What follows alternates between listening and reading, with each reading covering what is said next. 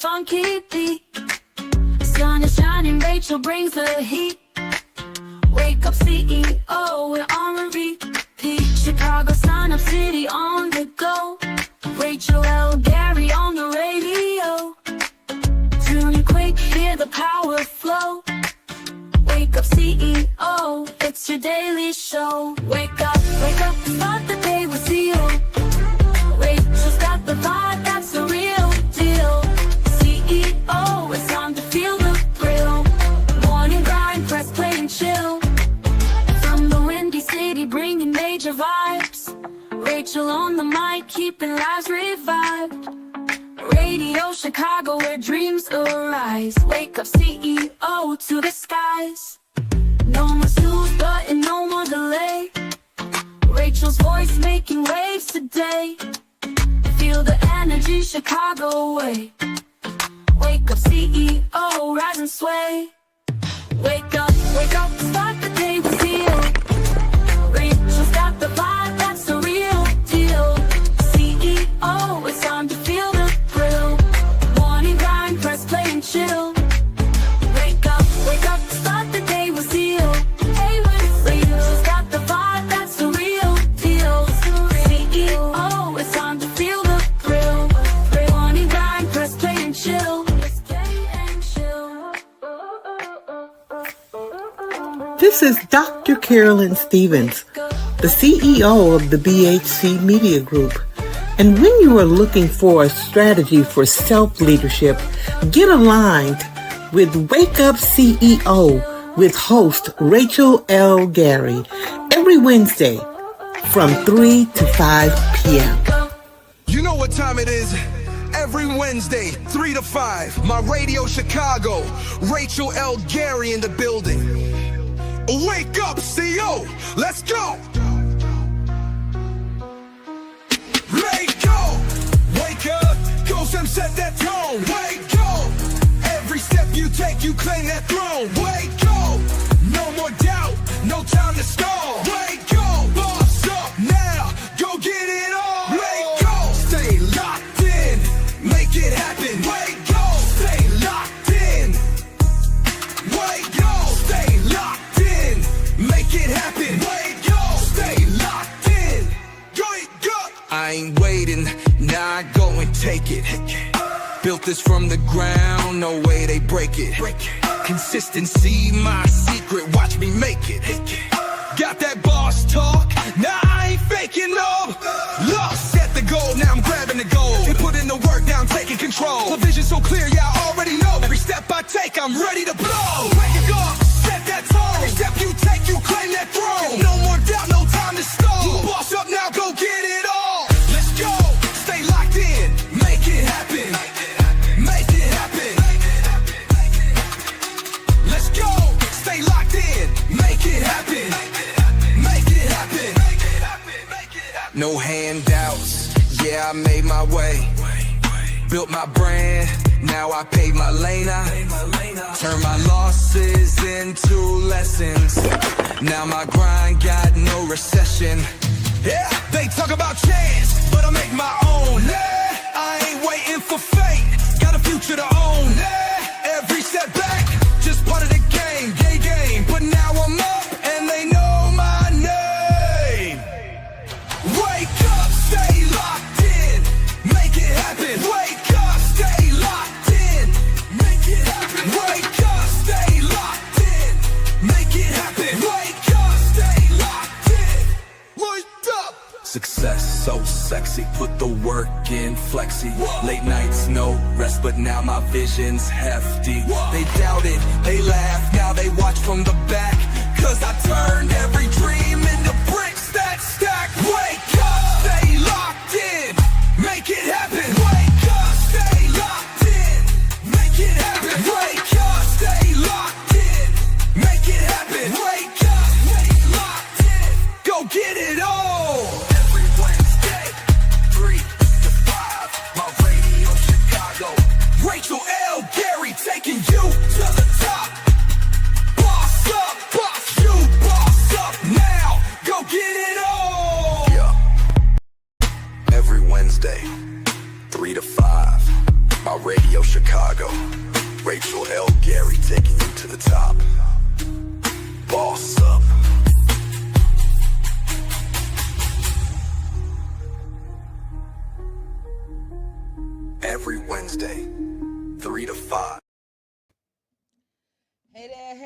Hey there, CEOs.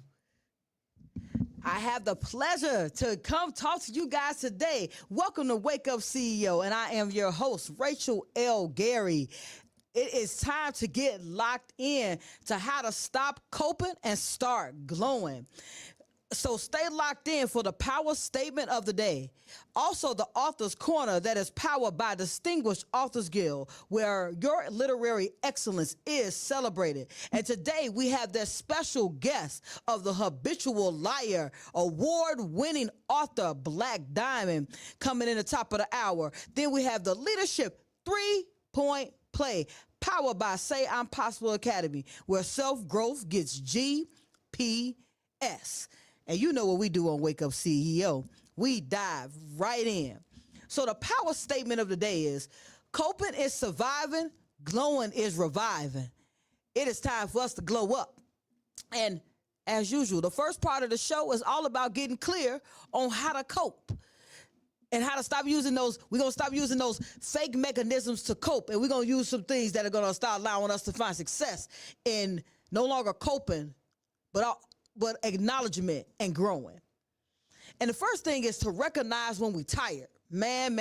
I wanna take a pause on the recognizing when you're tired. Recognizing when you are actually tired and coping showing up in exhaustion, irritation, and lack of joy. I'm gonna take a pause on that. And I want you guys to let me know what your thoughts are on that.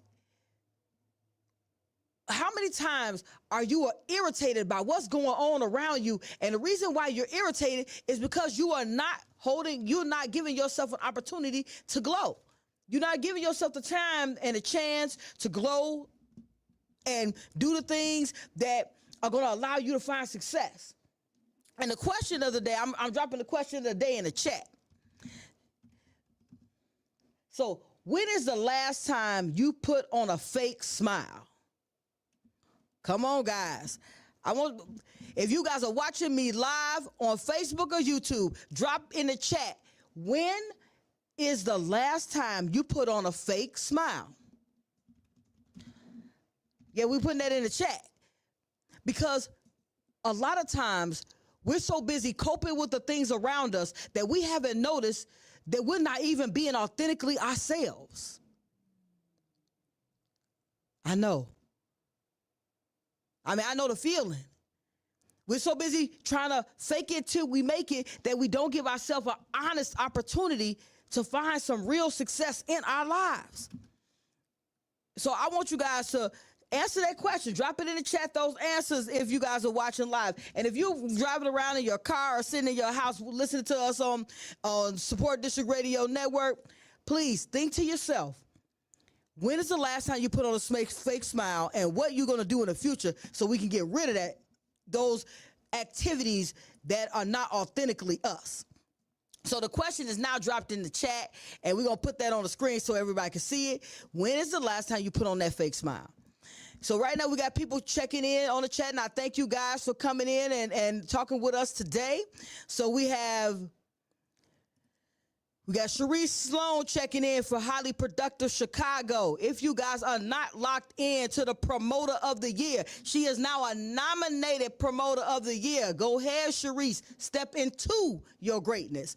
And we have Bruce Logan checking in, owner, CEO of Sell United, a sales coaching program. Get locked in. If you are currently looking for a way to boost your sales and you don't have all of it figured out, no worries. Get with Bruce. Bruce Logan has Sell United Academy, as well as he has a graphic designing business that focuses on graphics and designing, and that is called Monkey Media. So even though he has two businesses, those are ran separately, but and have a separate team. So get locked into growth, guys.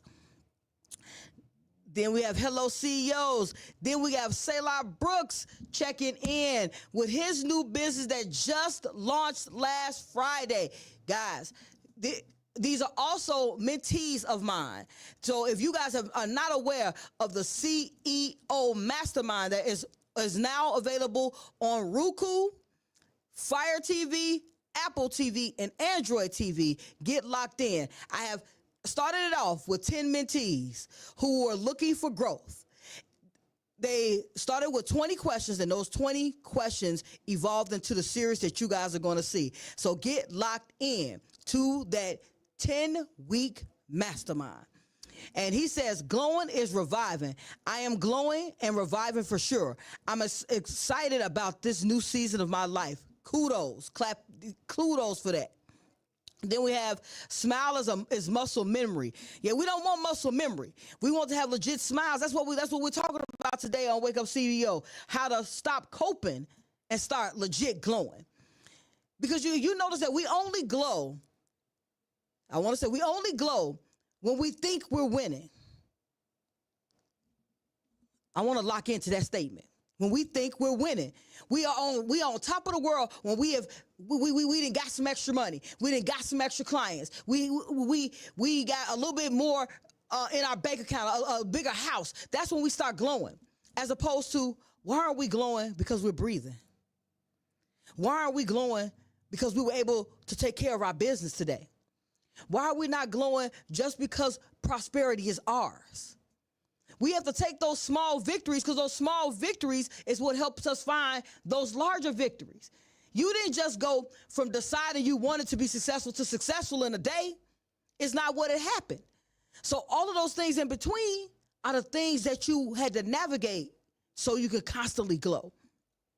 So we were discussing, hold on, we got some more people in the chat. I don't want to neglect them.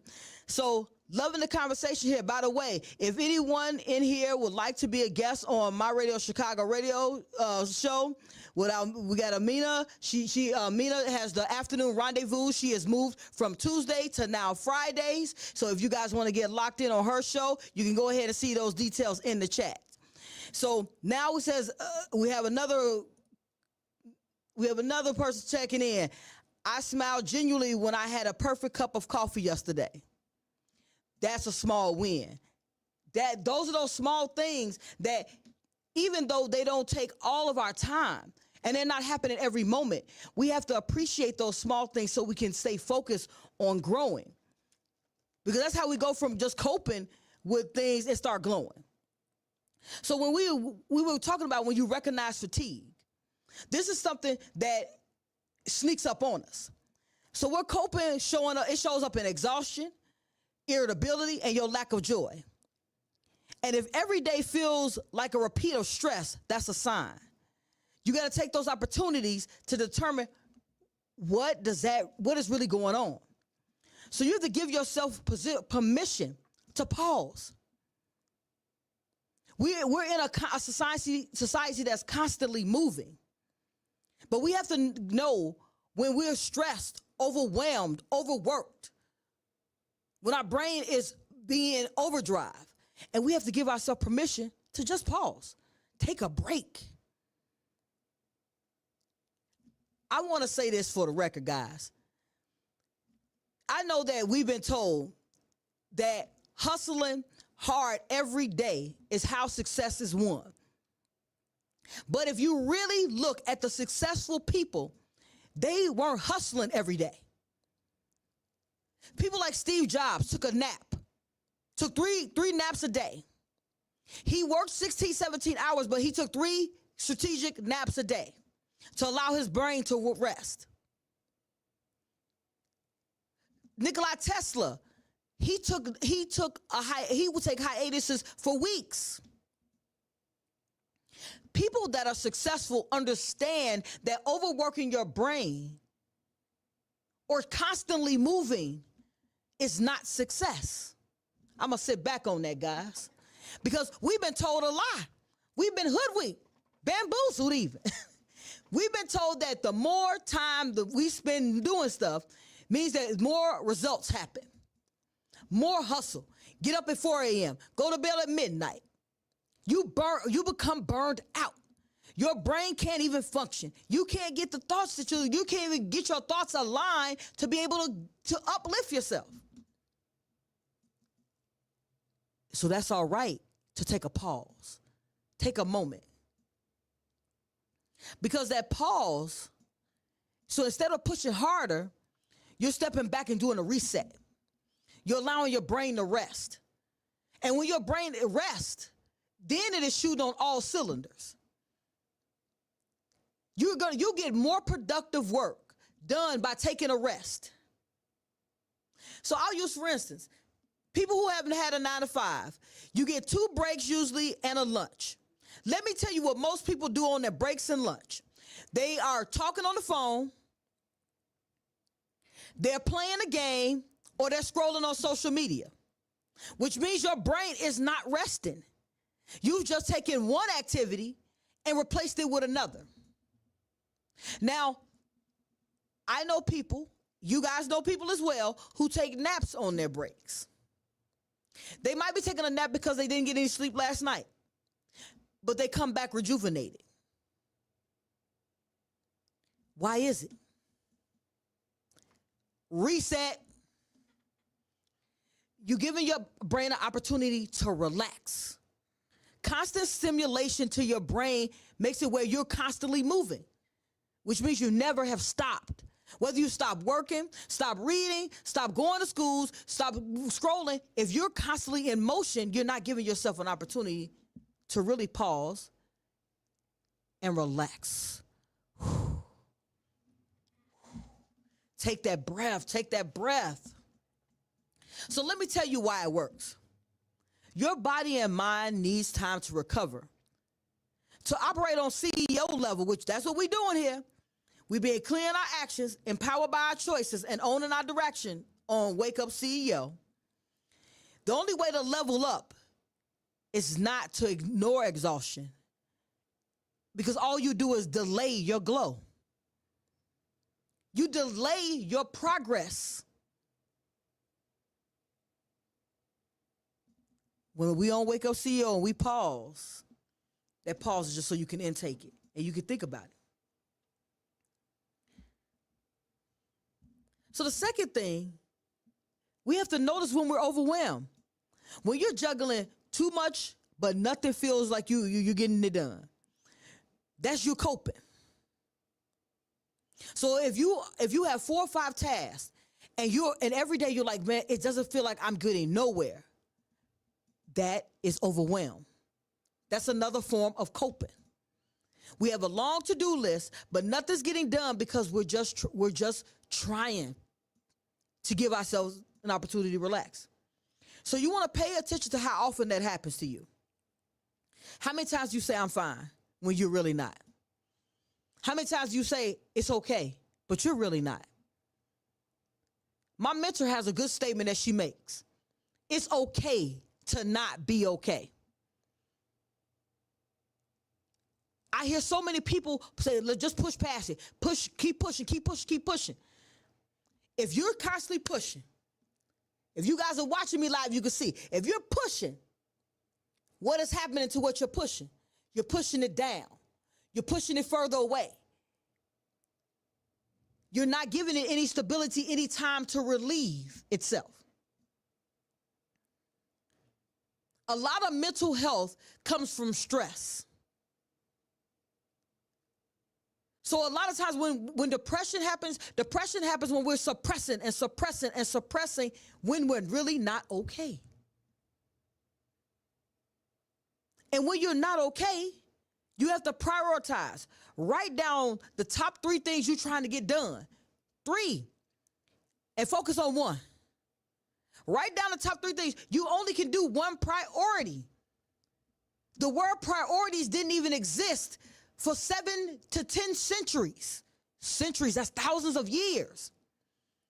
Priority was originally written in Greek as uno, the top thing. We started getting to modern society and decided to make it priorities. How can you have 3 number 1s?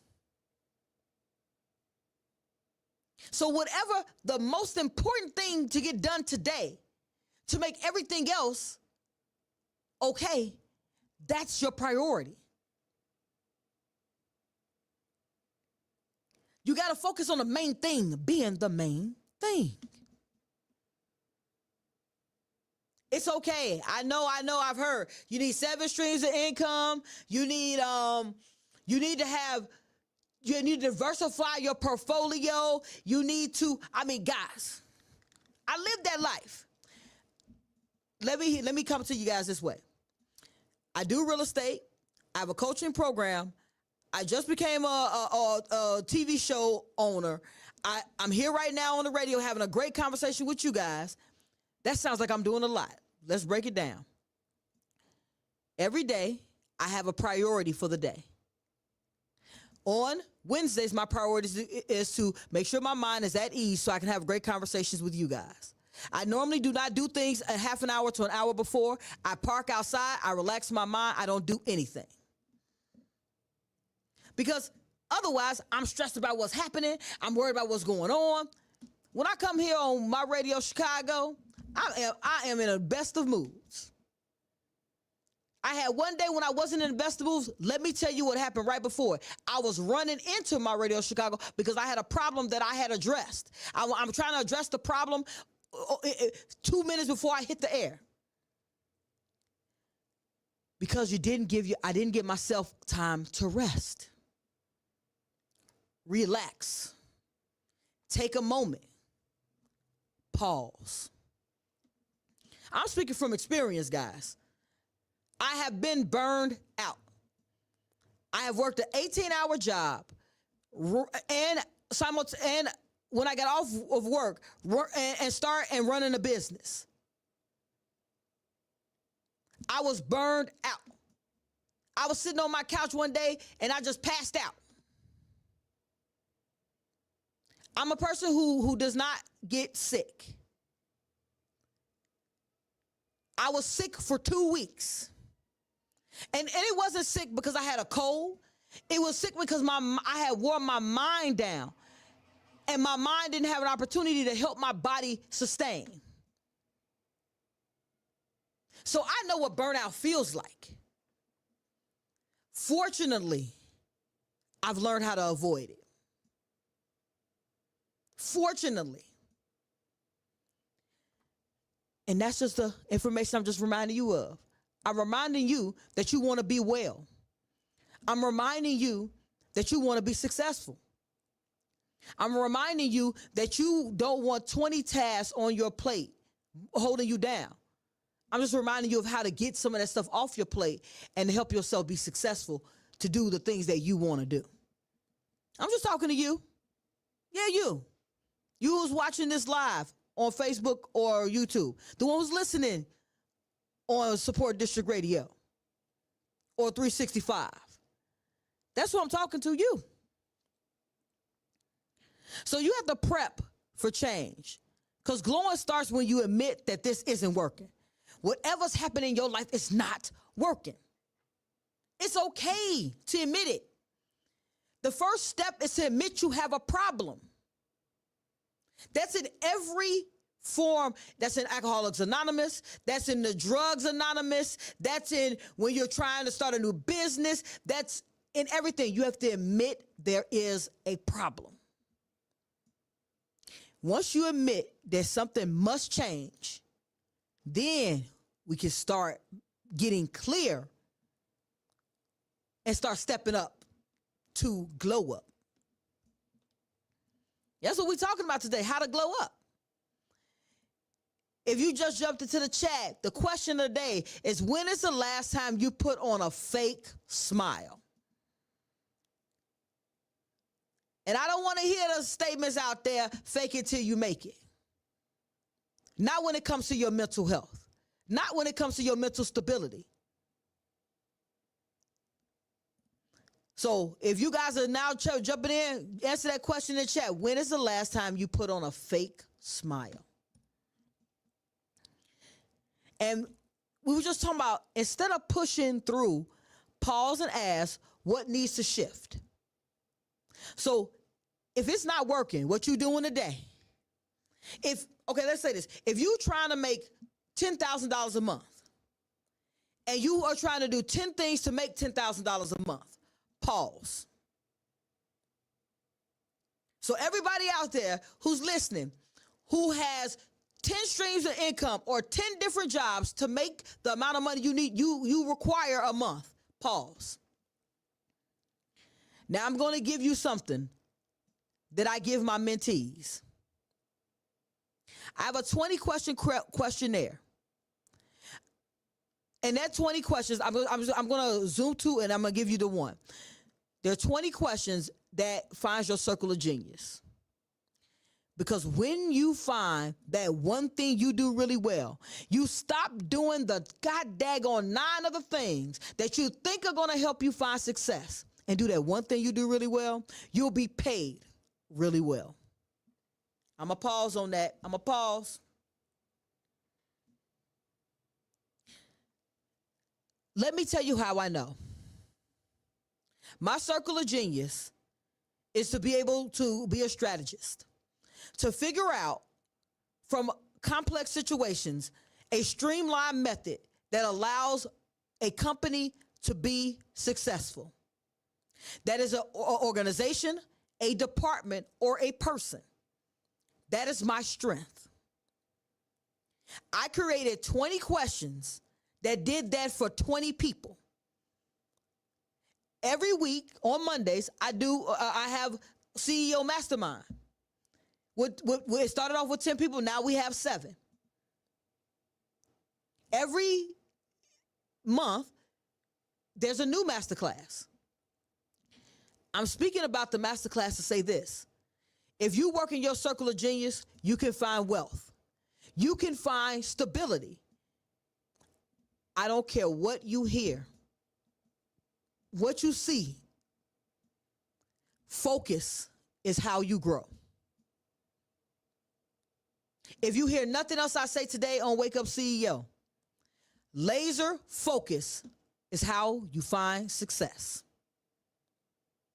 Find that one thing that you do really well and get to doing it. Pour your energy. So let's say this.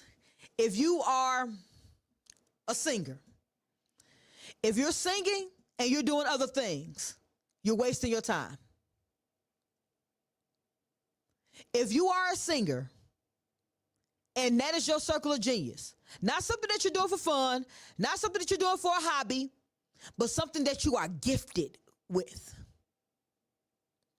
People beg you to sing. People call you to sing for them.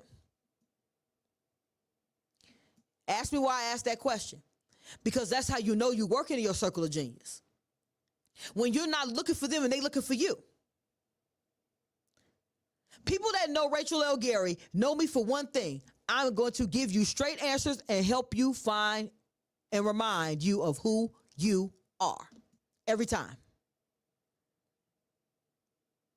Since I was a kid, people come talk to me when they want to find a solution and they're ready to move forward on that solution. I was 10, people came to me for those things. I was 15, people came to me for those things. I was running around here, I had jobs, I've been doing all kinds of stuff in my career. The one thing that people come talk to me about, been talking to me about my whole life, is how to be the best version of them, because that is what I've always been good at, helping them be who they wanted to be. I'm the only one who didn't know it was in my circle of genius. I was just helping when my friend come to me and ask me for help. When a coworker comes to ask me for help. When one of my team members comes to ask me for help. A guy I worked with, I want to circle of genius. A guy I worked with, there was a manager, a lead, a supervisor, then him. I was their boss. And I only said that way because that's how the organizational chart, I was like 4 steps above the gentleman who came and talked to me. But we are team members. No one works for me. I work with people. He came to me to have a conversation about doing something in his career. Now, let me tell you about what he was talking about. He was talking about something that was totally unrelated to his job. Totally unrelated to his job. Him and I sat down for an hour and a half. I gave him I talked with him. I listened to what he said. I said, do you want me to help you develop a plan? I said, if you give me an hour and a half and come back and see me, I'll have a plan to help you. And then we can talk through the plan.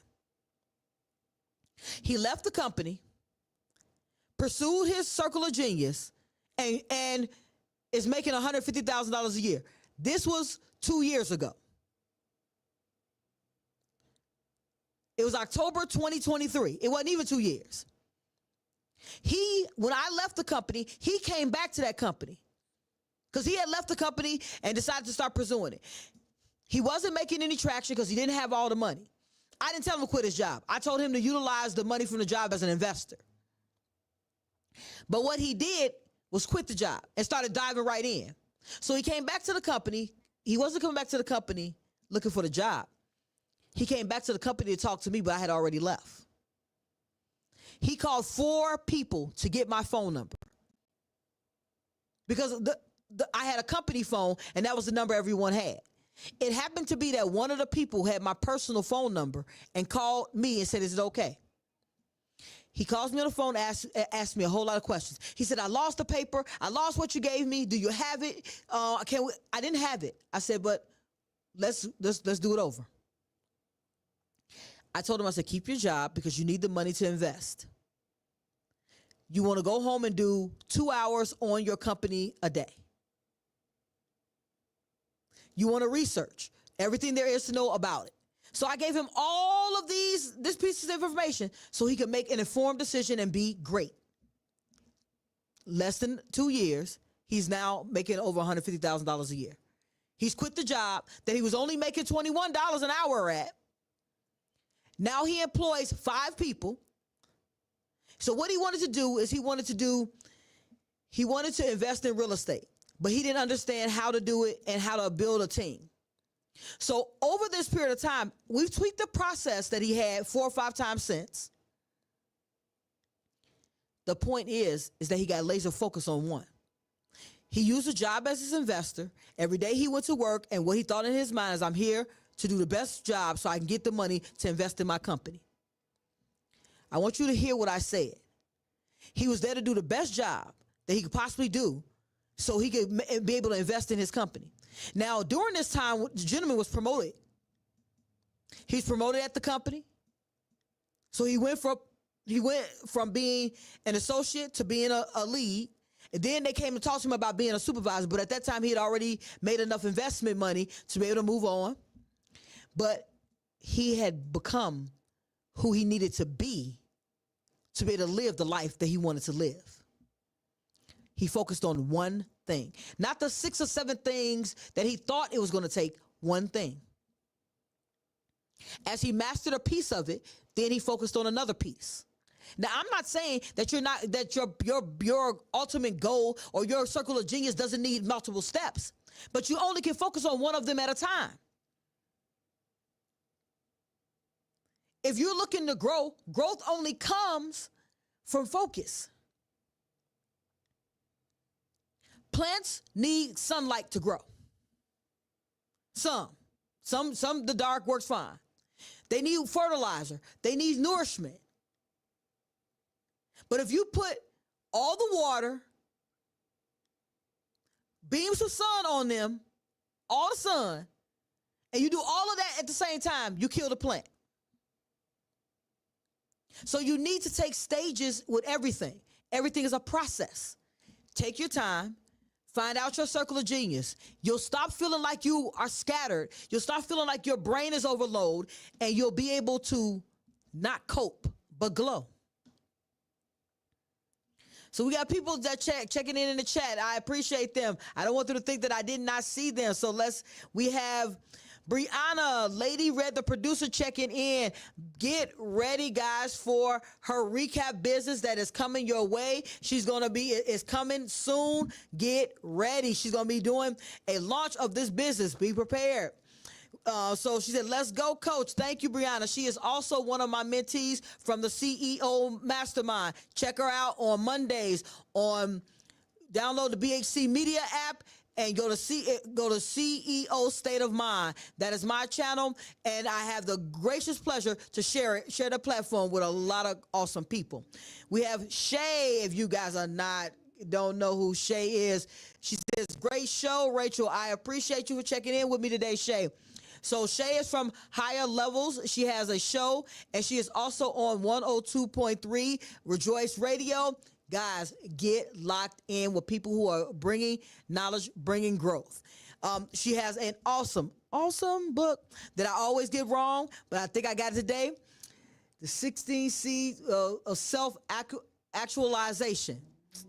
I'm getting it. The funny part, guys, I practice this often because I don't know why the word evades me. I can spell the word, but pronouncing the word gets me. That's all right, but I've been practicing. Practice makes perfect. And perfection is perfect as you think it is. So I thank everybody for checking in. So we're going to get Vibe With Me by Eva Stacks in here because we want to make sure that we give you guys some music to uplift you. Not just, we not just, as it is, this is not just, it's more than radio. So I want you guys to stay locked into My Radio Chicago. As I said, it is more than radio. Up soon we have, as I said, award-winning author Black Diamond. We will be talking about her book, Habitual Liar, and stay locked in for the Leadership 3-Point Play that's powered by Say I'm Possible Academy, where self-leadership gets GPS. Vibe. So we're going to lock into Vibe With Me with Eva Stacks by Joy and Soul.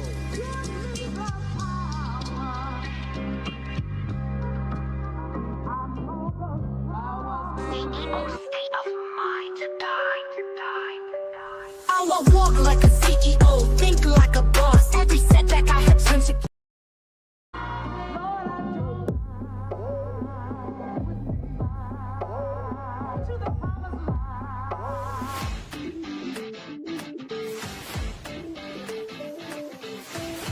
My questionnaire, the questions were just very exact and to the point of what I needed. And when I met with her in my one-on-one session, I found it to be very profound. Excited for this. This is something I really need and something I've been looking for a while. It's an assessment. Like, it asks questions that make you think deep about what you want your life to go. The 10-week financial focus plan she gave me helped me to see it in a better way where it would make money. It was basically a reality. Something that looked like a dream, but in reality it was nothing but a shift of mindset. It's a state of mind. Out and moving to the greatness we all know lies within who? You CEOs. See you next week right here on CEO State of Mind.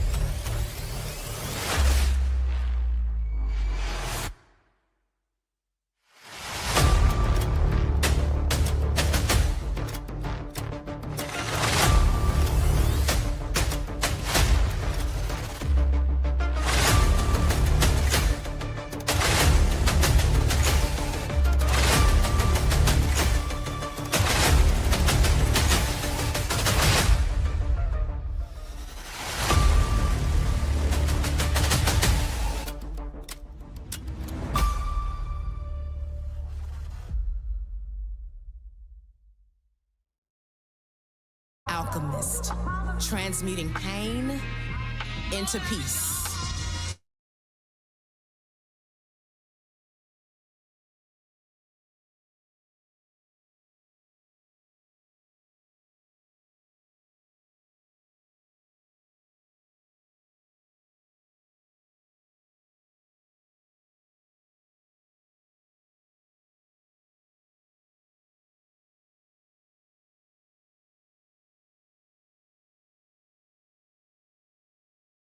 Thank you guys for tuning in to My Radio Chicago Wake Up CEO with your host. That's me, Rachel L. Gary. And now we're jumping into the second half of the show where we go from being clear, because we got clear on how to cope, how to stop coping and start glowing, which is the topic of the day. We want to make sure that we stay locked into how to start glowing up. Because that's what the most important thing is. How are we going to glow up, guys? How are we going to make that happen? So we got Brianna who checked in. Appreciate you always. Download the BHC Media app now. We need an echo in here. Got to ask Shy Bliss where that echo. Then we got that dope living promo. We got dope promos in here. Guys, at the end of the day, we are about finding success by, I want to say this, like Malcolm X said, by any means necessary, but without the burnout. We're not trying to be burned out. I'm going to tell you guys, I am working with so many people who I just want them to slow down. Slow down. I mean, I am surrounded with some really talented individuals in my circle. I'm going to tell you, I mean, I'm going to use a couple of those some names out. Shy Bliss, the owner of My Radio Chicago, awesome individual. I got to slow him down so he can work in his circle of genius, so he can be a millionaire around here. Y'all better not be looking for him. That's not the plan. But then we got, Miss Mina, I'm working with her as well. Got to slow down because she's a phenomenal connector. We got to get those connections so she can be a millionaire. We can be a millionaire in our circle of genius, guys. I promise you. I promise you is available for us all. Money is abundant. We just got to slow down and get aligned with it. Because we so busy chasing it, it's running. You know why we got to keep chasing it? Because it's running away. I know that sounds funny. It sounds like I'm making that up. But as long as we chasing the dollar, that means the dollars keep moving, right? So I got a question. Then how is it that wealthy people just go to sleep and the money come to them? I want us to think about that and pause and think about it. If people with wealth go to sleep and money just comes to them, but as individuals who are struggling to get money, we're chasing it. What that sound like to you guys? I'm gonna just tell you. I'm going to go to Neo from the Matrix. We all in there. But we haven't figured out that the one thing we need to do is the thing that we do best, and that's how we get paid. Warren Buffett gets paid because he knows businesses. Steve Jobs got paid because he was a visionary. Jay-Z got paid because he understood the music industry and understood how to take his talent as a hustler and make it into money. Now he's sitting on beaches. He on beaches making more money than he was doing ever in his life when he was hustling. Nas just bought a casino. Nas was out the game. People even hadn't seen Nas in years. All of a sudden, he owned a casino. Because when you stop hustling and you pause and relax, start reading some books, start aligning with people who are successful, you'll notice that they're not hustling. They're thinking. Because when you hustling, you have very little time to think because you're constantly in motion.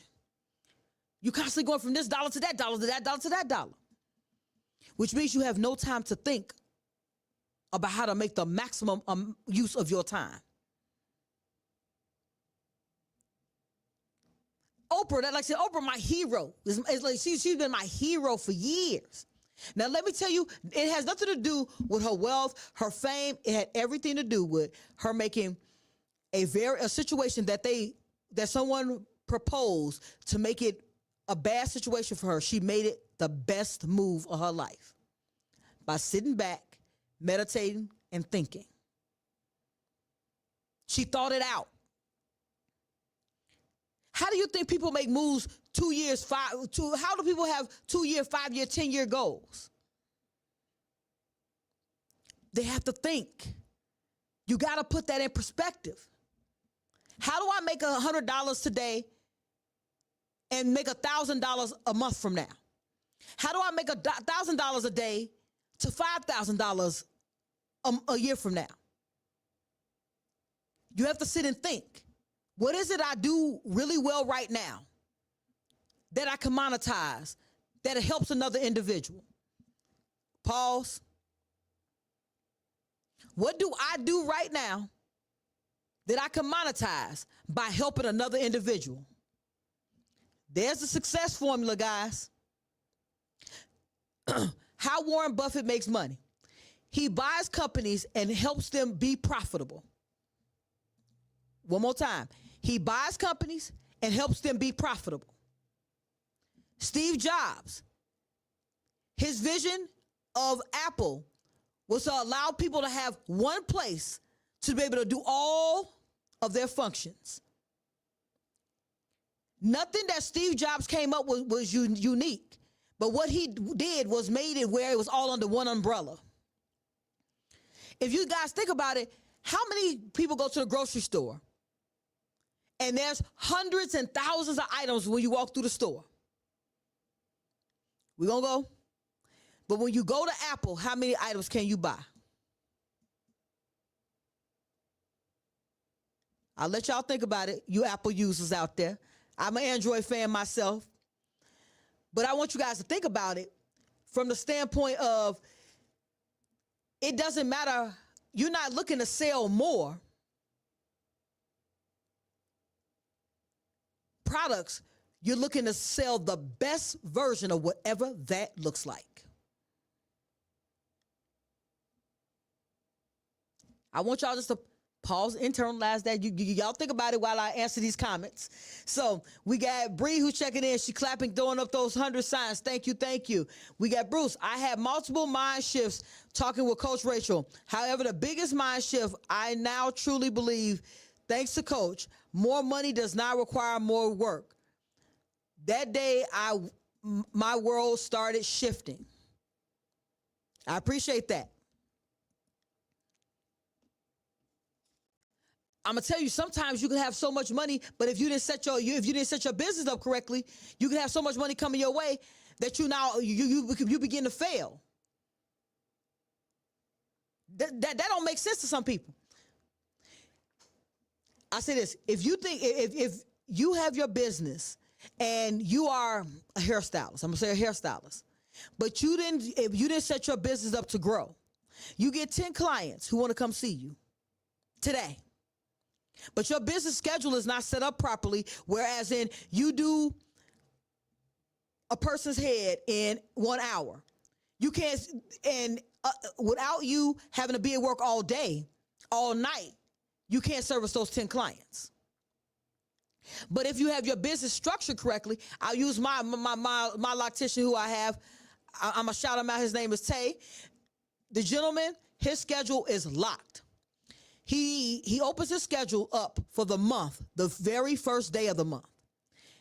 He is booked 3 weeks in advance. If I don't reach out to him, usually the first of the month, I can't get in until the last of the month. He has spots on his calendar, but let me tell you how long it takes him to do my hair.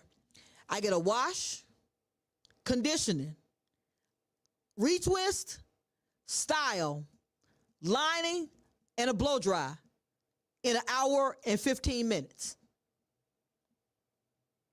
He maximizes his time. If he works 10 hours a day and he does 10 people's hair of just locks, he charges 80 to 110. How much money did he make in one day, y'all? I'm going to drink some water on that and give y'all a second. So he made $1,000 that day.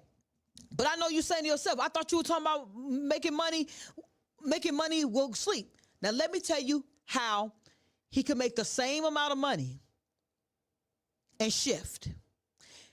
He has techniques that take 1 hour. Most locticians take 2 to 2.5 hours to retwist your hair.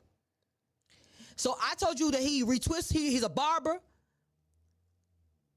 as well. So he does a wash, a condition, retwist, dry, lining, all in 1 hour and 15 minutes. How many times, you guys out there listening, how many times you go to a barbershop and get your hair, it takes you 45 minutes to get a lining? I'll pause on that. I'll pause. If you guys are listening live, think to yourself, how long does it take you to get a lining? And please don't say, because we're in there socializing. Socializing ain't gonna make you any more money. So if it takes you 45 minutes to do a $20 lining, now liners are $30, $35, a $35 lining, And it takes him 1 hour and 15 minutes to do a $100 retwist. Who made more money in that time frame? So here it goes. If you spent more time practicing your trade of cutting hair, becoming an expert at lining or expert at retwisting, if you are spending in your spare time, instead of on social media, you are with a mannequin. If you do retwist, we're just gonna stick on retwist, and you're doing a retwist on the mannequin, you're gonna give your hands muscle memory to move faster. This is just if you're doing retwist. If you're doing retwist, or if you're just twisting hair, you get faster and faster at it.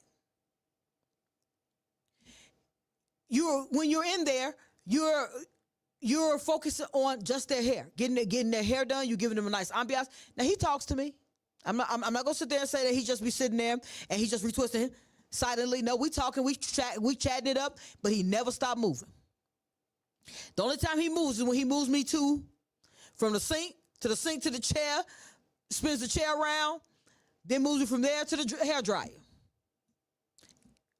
And let me explain this: as I'm in the dryer, his next client is walking in the door. When you are that good, people are coming to you. Now, I don't want you guys to believe I forgot how he can make this money going to sleep. Ready? He has a skill set of being able to do retwist quickly. It's a technique that a lot of locticians would love to know how to do. Wait for it. He gives a class 2 days a week to 10 locticians. 10. I can't count, guys. To 10 locticians. 1 hour class. He charges, we'll say, $50. He does 2 classes. Let's say he does 2 classes a day for 3 days. I want you guys to hear me. He didn't made $2,000 a day. He only worked 2 hours. Now, let's say we want to take that to sleep money. He starts making a video. He doesn't quit. We don't quit doing locks yet because we haven't sustained, we have not created the business yet. Because a lot of people, this is where we make the mistake. And I say we because I've made the mistake as well, guys. You're not alone. He used that money he uses the money that he's doing locks to sponsor, to pay for ads, pay for advertising, pay for marketing. Correct advertising, correct marketing. That markets what he does very well. Better than probably the top 10% of locticians. I see locticians who say 45 minutes to do this, 2 hours to do that, with a regular twist, a retwist. It doesn't matter what style you're doing. That's how cold the man is. Just saying. The mailbox money is coming. He gets them on the market. Now that person markets his videos, markets his classes that he gives. He goes from doing in-person classes to now doing that online. He's creating one video that now he's selling multiple times.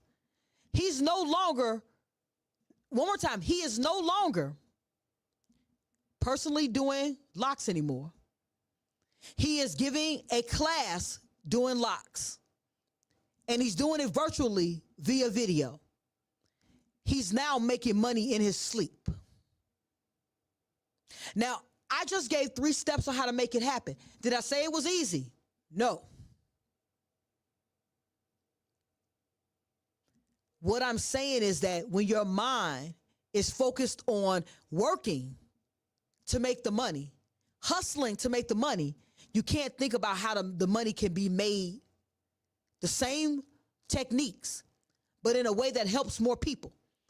He was only helping 10 clients a day get their hair retwisted. in the first scenario. In the second scenario, he was helping 20 people how to be able to be the best locticians that they could be. Step 3, he's helping hundreds of people learn how to be the best locticians that they could be. Remember, I want to rewind this conversation all the way back to the beginning. The very first thing I said is that we are hustling to make money, as opposed to thinking of how many people we can help and monetize our skills. When you are thinking like a visionary with some structure, I'm a visionary with structure. There's not many visionaries like me. I'm a visionary who can give you structure. Now, I just told you how a loctician can be a millionaire in his sleep. In a year, if that person is consistent and committed to their success. That's how you stop coping and start glowing.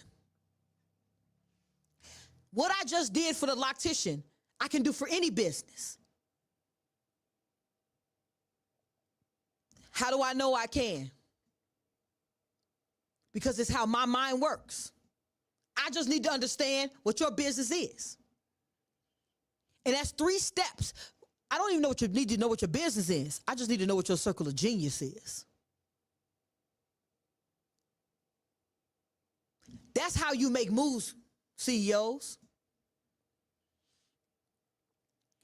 The reason why you have so much to cope with, because we're not slowing down enough to let our mind work so we can start glowing.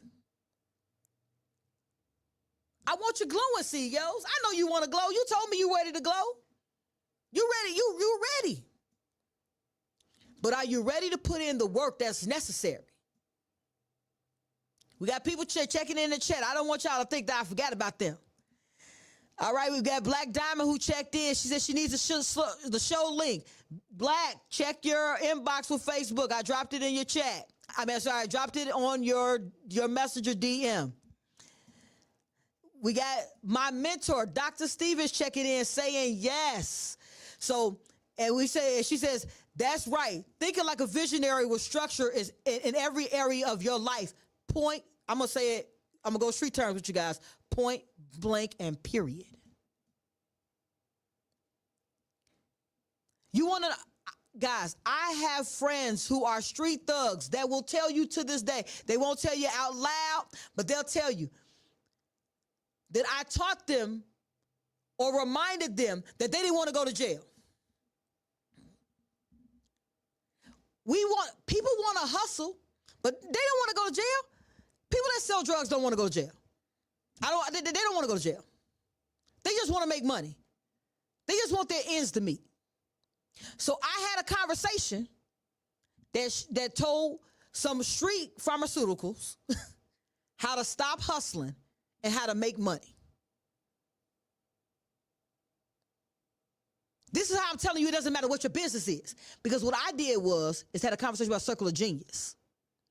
Jay-Z's Circle of Genius was his ability to be able to see something bigger than what he was doing. And to get with somebody else who was a visionary. Remember, his circle was huge at first. Now, right now, people that were past tense in Jay-Z's circle are broke. Because sometimes you have to know when to let the weight go. This is how you stop coping and how you start glowing, guys. Remember, Wake Up CEO, I'm only going to help on what to do, how to do it.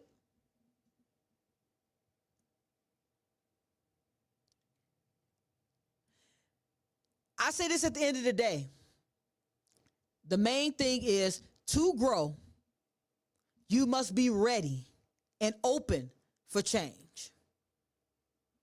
You must be ready and open for change. Ready and open for change. You don't have to change your whole life. You must be open, for things are going to be difficult. Last night in the mastermind, we were talking about how to deal with challenges. And at the end of the mastermind, I gave every mentee a quick lesson. Quick. This is how I learned to deal with challenges. I practiced dealing with challenges. How you practice dealing with a challenge? I was looking to grow and be a VP of operations. So what I did is I started asking questions. I told my wife, throw stuff at me. She would call me on the phone. The kids fell down the stairs. Somebody got hurt.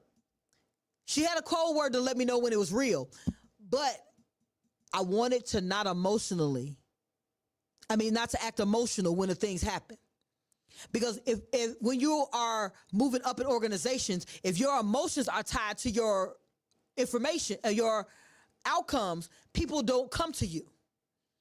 They're afraid to come to you.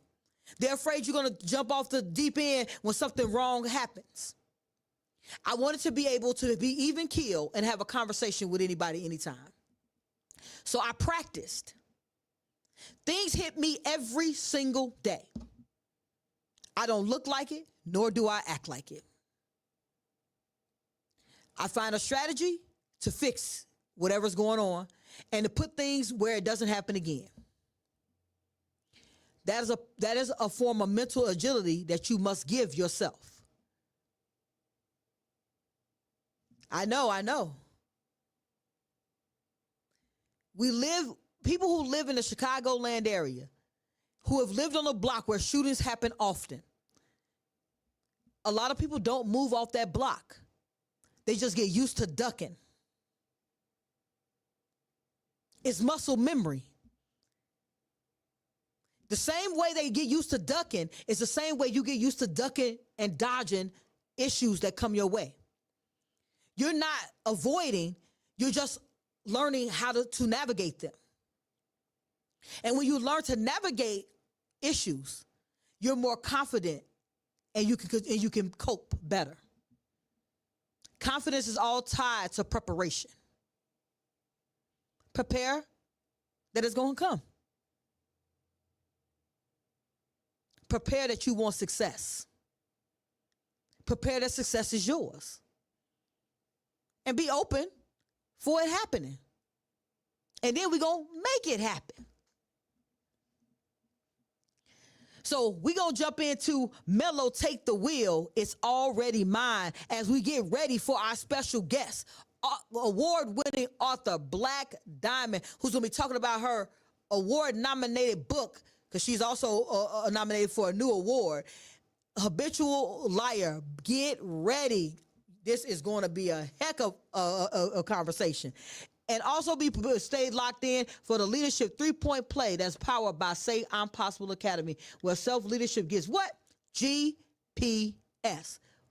It's already mine by Mellow Take the Wheel.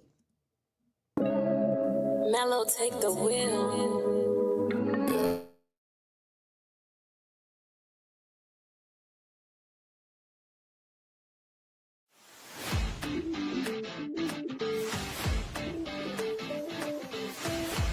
My questionnaire, the questions were just very exact and to the point of what I needed. And when I met with her in my one-on-one session, I found it to be very profound. Excited for this.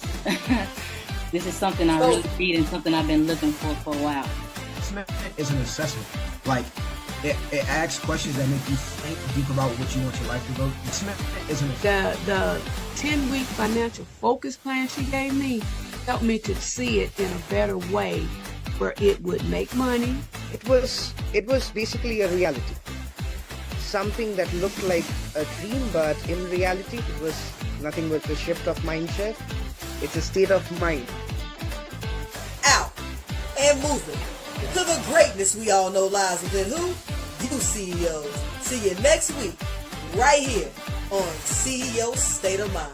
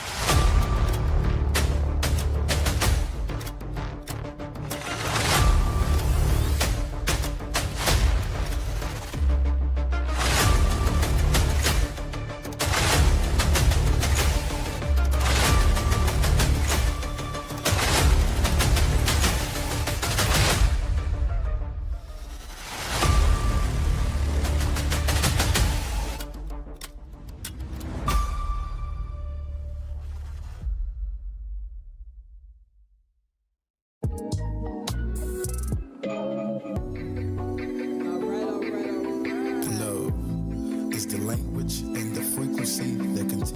All right, all right, all right. Welcome back. Welcome back to My Radio Chicago, Support District Radio, where we already know it is more than radio. We are getting ready for our guest to get locked in. She's coming in the room. So before we let her get in the room, we want to make sure that we introduce this is one of my favorite people. I'm going to tell you, I am aspiring to be a commentator and an interviewer in a way in which she is. So we're going to let her get locked in with us. But I want to make sure that we don't step away from this piece here of how to stop coping with things and start glowing. The only way to do that, guys, is to start being more connected with who you are, getting a better understanding about the things about yourself, how you're feeling, what's going on with you. And not allowing those things to overtake you. As you see that you're getting fatigued, as you see things are bothering you, take notice, take an opportunity to pause and give yourself time to rest, time for self-care. I'm a big proponent of having self-care. Self-care is necessary for growth. Self-care is mandatory for stability. Self-care is essential for you to have the correct mindset for growth. So get yourself prepared. Prepare for what? Your growth. What are we talking about on Wake Up CEO? That's all we're talking about is growth on CEO. So I have the pleasure now, guys, wait. I have the pleasure to introduce an award-winning author, expert interviewer, and new nominated author for her other book. Guys, I have the pleasure to welcome to Wake Up CEO, author, award winner, Black Diamond. Thank you, Black, for joining me today. How you doing over there? Thank you so much. I'm fine. Can you hear me? Yes, ma'am. We can hear you, and we can see you looking fabulous over there. Thank you. Thank you so much. Thank you so much for having me on this show. I was just looking forward to this.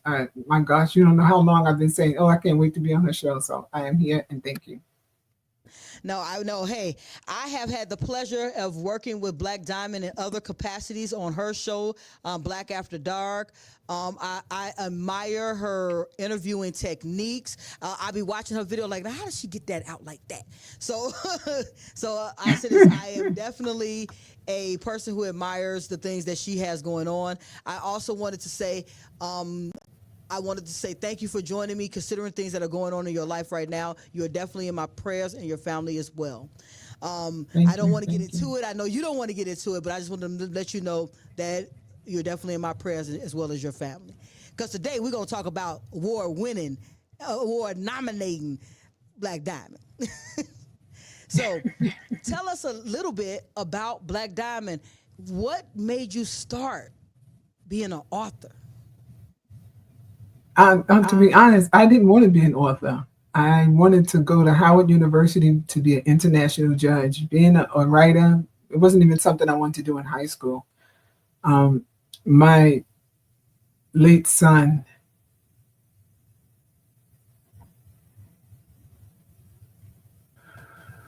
take the second. He had asked me why was he in foster care, and I thought he knew. And so I sat and I explained to him why he was in foster care. So he asked, why was I going to adopt him? And I thought, being that he was 10 years old at the time, that the social worker would have told him, but she didn't. So I told him his truth as much as I knew about him. He's also my nephew, so I knew a little bit more than what most families know about children that come into their home. So I explained it to him, and I asked him, was he okay? He said he was. But I wasn't okay, because if I had to go through that story and it be my story, I don't think that I would be okay. But he was something. He was something else. So I looked over his shoulder and I noticed that his little sister was there. And I said, there's no way that I can do this again.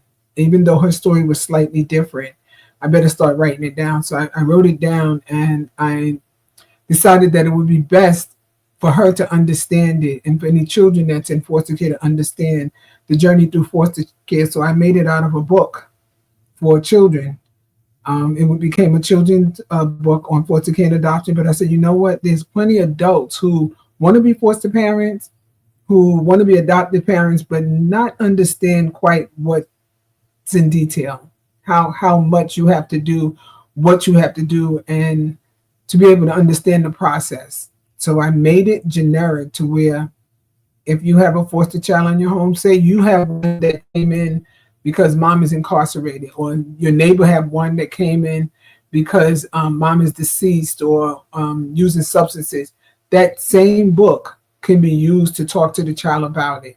And it's good for foster parents as well, or those prospective foster parents. They may say, oh, I want to be a foster parent, but I really don't know. Call an agency that you live within that community. It's fine. They're going to give you the nuts and bolts, but there's still language that you don't understand. So I just make it just as plain and as simple. And also social workers, they can use that when it's unfortunately time to remove the child. They can use that book because it's hard to engage the child. So we also have a coloring book that they can use for the child. So that's how I started on that. But my original book, In My Mother's House, that book I wrote because I didn't think I would still be here. There was a hit put out on me and my children, and I didn't want my grandchildren, if I ever had any, to not know about their grandmother. And I said the only person that could tell them about me would be me.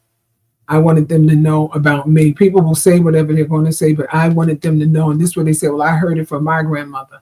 So I wrote a book, In My Mother's House. And when it came back, I said, oh, okay, the book was published. And some people wasn't so happy with it because it made some statements about certain things. But it wasn't intended for that. It was my story. And that's what I needed for them to know. Although others were around and living in the house, but it was still my story of things that was happening to me in my mother's house.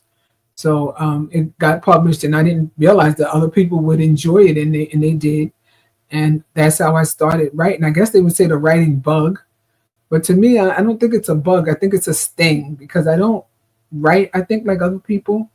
I just write when something happens. And most of my books, if not all of my books, I have a way of relating to them. It has to be something that I'm either going through or I experienced, or somebody I know very close to me have experienced. And the thing about it is I never read the books.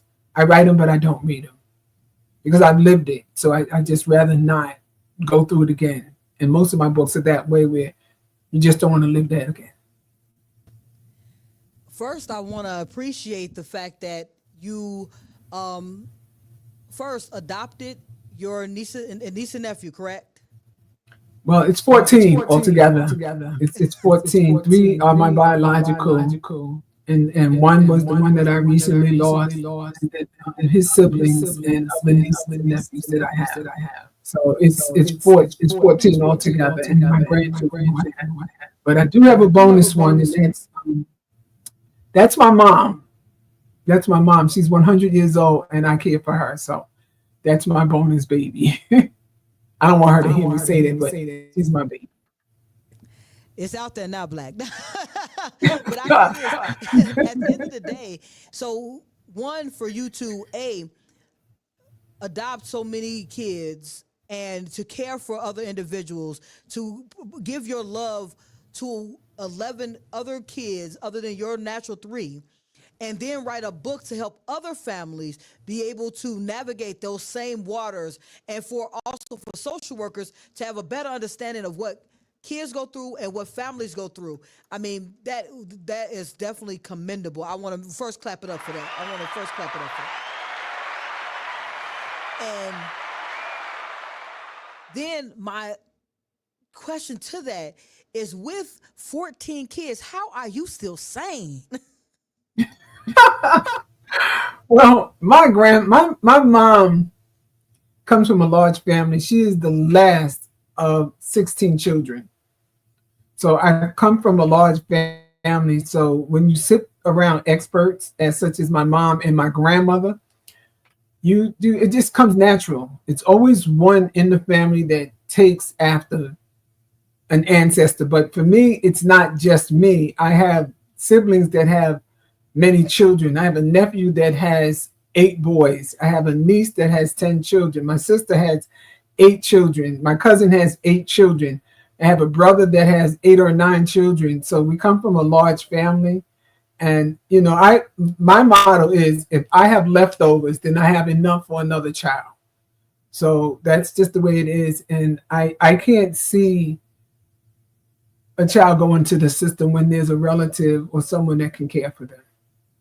Now, I'm not telling other relatives to say, oh, you're going to take care of them so I can drop them off. No, I'm not saying that. I'm saying that they were in a dark place, and that's when I stepped in. As I said, I mean, I commend you. I mean, I'm gonna tell you, I have 2 natural kids and 3 bonus kids, and I don't know. I couldn't have done it with another 9 kids. I've been aware. I have 1 strand of hair. Have you ever seen that show Rugrats? Yes.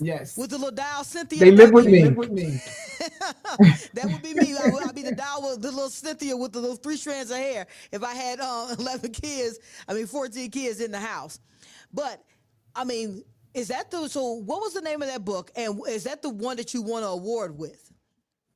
No, I won other awards for the children's books. I won the Langston Hughes and the Lifetime Achievement Awards, as well as other awards on those children's books. The one that's being nominated now, it is it's this one here. This is my author's copy, and it's called The Habitual Liar, and it is spelled correctly. Some people say, oh, you made a mistake. There's no mistake in the spelling. I spelled it the way that I would like for it to be spelled. So that's the one that's being nominated for DAG. A young lady suggested I go into it, and that's Farron McLemore. She suggested that I enter my book, and I thought to myself, well, I don't think she knows what this book is about, and I don't think DAG would want to accept a book like this because of the content. And I just said, oh, I'll try it. The worst they can do is just not accept it, and I'll just move on, and that would be okay. But they accepted it. It is nominated, and I'm really proud that it's nominated. Win or lose, it's a winner for me because it's the story inside that makes it the winner for me. You know, this is that book that you cannot judge it by its cover. So I'm really proud of it. I'm really proud of my character. Okay, so if I can't judge it by the cover, I got to get into it. So give us a little background on what is the book about without giving it all away, because you guys got to purchase a copy. We not here gonna give the book all away, but we got to give enough information, because I'm gonna be honest, I've been dying. I said I got to get this book, and I'm one of these people who I don't read nonfiction. I mean fiction, I only read nonfiction, but since I know Black is only gonna write about some things that she's had going in her life, I'm ready to read this book. So tell us a little bit about what's inside behind the cover. Well, this book is a psychological thriller. So that right there makes it a little bit unbalanced for some people who like psychological books, but then some people who like thrillers. But this book, it took me 5 years to write, and it also put me in therapy. I had to be in therapy to write this book, because if I had not been in therapy, I would have lost myself and I wouldn't be sitting here today. Most of the books that I write, including this one, I either try to become the character so I can give the readers what they deserve from my book, or either I do a lot of research on this character in particular. I did a lot of research, and there's parts. Now I want you to remember me saying parts of this character who I had to become in order to make her come to life for the reader. So when the reader sees it and reads it, they'll get a better understanding of who she is. And I can give you her name. Her name is China. And there's a lot to be said about China. There's more to it than what people think.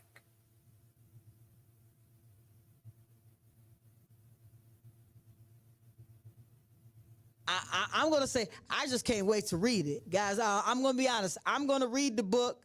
And there's very few books that I read that have like suspense thrillers and things. I do a lot of nonfiction project work. So I'm big on, if I'm working on learning how to market or learning how to do something, that I'm very targeted on what I'm reading during that time. But I'm going to be honest, the cover had me. And it had me like, oh, what's inside this book? So we're gonna have to make sure I get a copy of that book, and we're gonna bring it in here and give us a little my little thoughts on the book. Well, I usually tell people, and I say it in a joking way, but I usually say you should be over 18 to read it. I prefer for you to be 21. I'm not going to card you, but I'd rather for you to be over 18 than to read this book. And what I like about this book, and I had the assistance of Dr. Carolyn Stevens, we started to do a book that brought me into a panel. And that was for mental health, practice, strengths, and core, not easily broken. And this is, it follows the habitual liar. Once you read the habitual liar, you'll understand why cracks in the surface, strengths in the core was written. Okay. And since I was part of that panel that was on, I was on the panel for Not Easily Broken. Was it Strength to the Core? This book's the title. It gets me every time because it's so long. I usually have the book in front of me when I'm thinking about it. But when we were going through each section and we're reading and speaking about our feelings and things that to how we got to become a better person because of things, the book was very insightful. It definitely makes you think and put in perspective your feelings, your thoughts, and it starts moving you along a psychological journey. Now, with that being said, you said the book put you in therapy.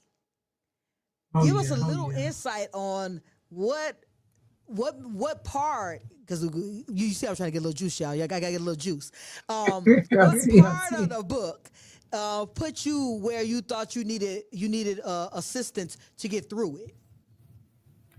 Just thinking about the book and knowing what kind of book that I wanted to write, which is definitely different. It's just not something I would have ever done. My children are definitely saying now, Ma, I can't believe you wrote that book. I can't believe that's you. And the first thing I say to them is that, how do you think you got here? You know, and then they go, I know you didn't go there. I said, yeah, I did. When you ask me a question, I'm going to be honest with you. So I knew that I was heading down a road that I needed some experts there. But I thought that the experts, I had initially brought them on to make sure that I was dealing with the mental health part in the right way. But then I said, they can give me that, but I want more. I want more for my readers. So I decided to ask them if they can go on this journey with me, because I was afraid to go on the journey that I knew that I was going to go on, but I was afraid that I might not be able to pull myself back because I knew what I wanted to do with this character. And right now I'm sitting here shaking, just talking about it and remembering what I had to go through to get to this character. And I just can't wait for you guys to see book 3. This is the first book, but I can't wait for you to see book 3. She said this is the first book. So that means we have 2 more books coming out. No. You have this book, book 1. Okay. And then you have book 3. Book 2 is called The Thing. And I've been telling people that they've been wanting a book, and that's the reaction I've been getting. They're wondering, like, what does she mean, a thing? There's no book 2. It's a thing 2. And I'm very excited about that. I can't wait to have it done. But I recommend that you read book 1 in order to understand thing 2.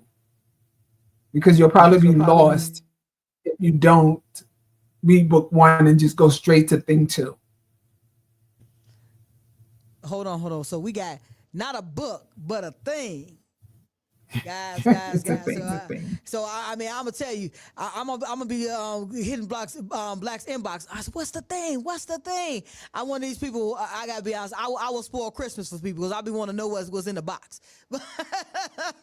But so with you having 3 parts, and so we have the habitual liar, then we have the thing, and then we have the third book. Does it already have a title?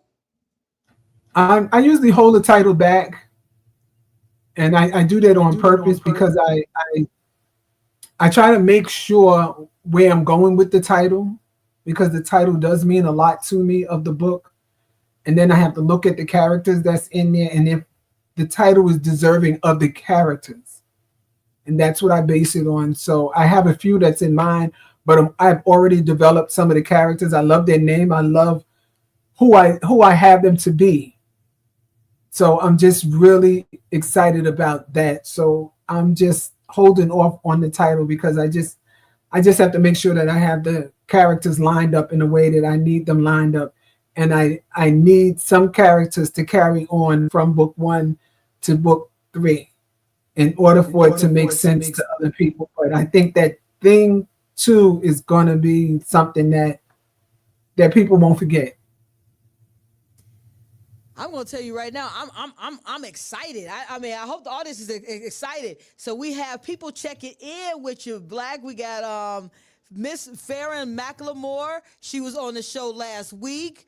Guys, Farron is an awesome individual. Please go take a look at her book. Yes, she is. We'll drop that information in the chat.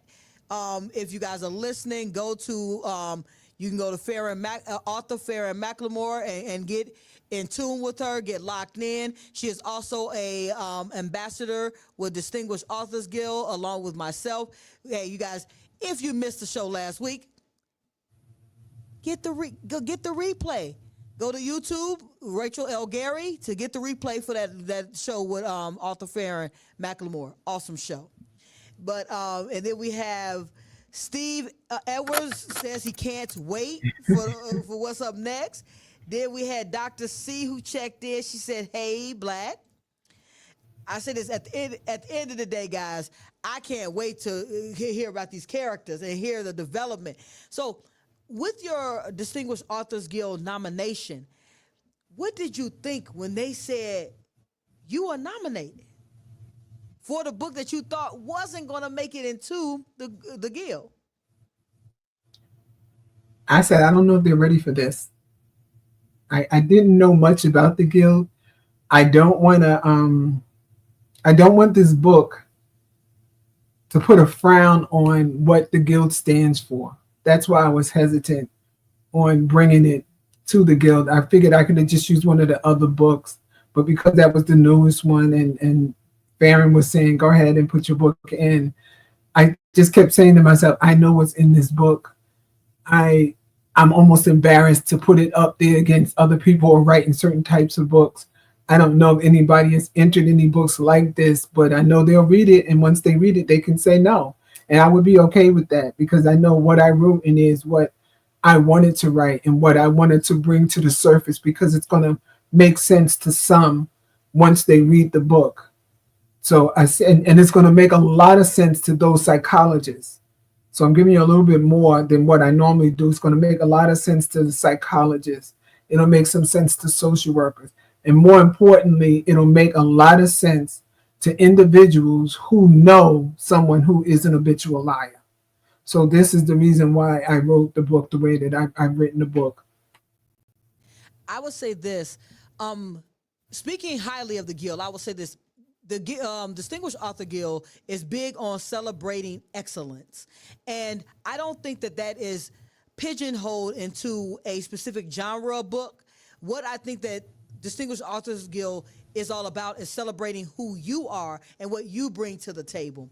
And I think that's why your book was accepted, because at the end of the day, everyone has a way in which they're writing their book. It's not about fitting into I'm a firm believer in what I'm about to say next, Black. People who are extraordinary are usually the ones that are thinking outside of a box or don't have a box that even existed. So to me, knowing the CEO of Distinguished Authors Guild, Gina Gatson, knowing that she is always looking to not push the envelope, but more so uplift those who are willing to push the envelope. And myself, when I wrote Forest and Fire, I'm telling a lot about things that have happened in my life. And there's a part of those books that tells people things about me that no one in my circle even knew. And I was very intentional about putting that out there because I wanted to make sure that people had an understanding that you can get over anything in your life to be the person that you are today. So, I think that the Guild celebrates excellence, and by them celebrating excellence, that's why The Habitual Liar is an award-nominated book. One more time. I appreciate it. I honestly do. Now, I can't wait until November 7th when we are all together. Now, I'm going to tell you why I can't wait. I got several reasons. Reason one, Black is going to come in there super sharp. I just can't wait to see the outfit. She going to come in there super sharp. I mean, I'm going to tell you guys, if you are not in tune with author Black Diamond, go to her Facebook page and look at her posts. If we have these type of posts going out there, this event is going to have nothing. I just cannot wait. I can't wait to look at all of the individuals who come out and show up for each other, show up for the Guild, show up for the guests that come out, the pictures on the red carpet, the camaraderie, the shaking of hands, the signing of books, the love and appreciation. Even though we're nominated authors and some are in competition, we are not. The Distinguished Authors Guild is about collaboration. I don't think there's one author in the Guild that we want to win, but we're not, I gotta win. And if Black wins and she's in the category with my book, I'm not going to cry, oh my God, Black won. I'm going to celebrate Black, shake her hand, clap for her as if every other member will do the same. And to me, I think that is probably the best part about the Distinguished Authors Guild event that's coming up November 7th, is that we are all together to celebrate excellence, speak to individuals who appreciate writing, who appreciate books, because people say reading is a lost art. And I'm going to say that reading is the art that allows you to get lost. You get lost in characters in those books. You get lost in the energy from those books. That's something you can't get from a computer screen. Holding that paper, I'm gonna be honest, I'm a book reader myself. I just got 3 books from the library the other day that are on my list. I have to physically have a book, turn those pages, highlight things in the book. All of those things, to me, that's when you're actually internalizing knowledge. The computer screen has those colors in it that make it where sometimes they hurt your eyes. But those pages of that black and white page, I love to read. So we got people who are chiming in on the chat. We got Arthur Fair. She says, you both are phenomenal. Thank you very much. I believe I accept it, especially for somebody who is phenomenal. She most certainly is. And she said she's so glad you made the decision to submit your book. That's right. Oh, thank you so much. Thank you. She says, love will fill the room. It is so genuine. Absolutely.